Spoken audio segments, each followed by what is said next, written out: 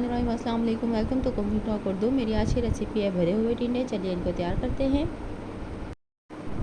टिंडे तैयार करने के लिए मैंने लिया है हरी मिर्च, बारीक कटे हुए प्याज, लहसुन अदरक का पेस्ट, टमाटर चॉप किए हुए, और टिंडे हैं मेरे पास 1 किलो, जिनके दरमियान में कट लगा लिया है, आप देख सकते हैं।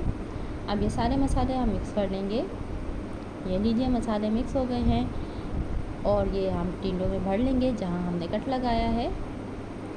अच्छी तरह से हमने इसको भर लेना है।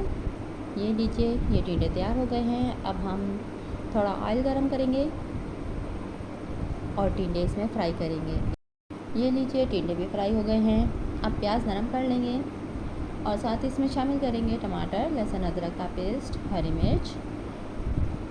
इसको थोड़ा भून लेंगे। अब इसमें शामिल करेंगे नमक, सुरख मिर्च, धनिया पाउडर, हल्दी पाउडर और मसाले को तैयार होने देंगे। ये लीजिए, मसाला तैयार हो गया है। अब हम इसमें टिंडे हम इसमें रख देंगे। ये लीजिए, मज़ेदार टिंडे तैयार हैं।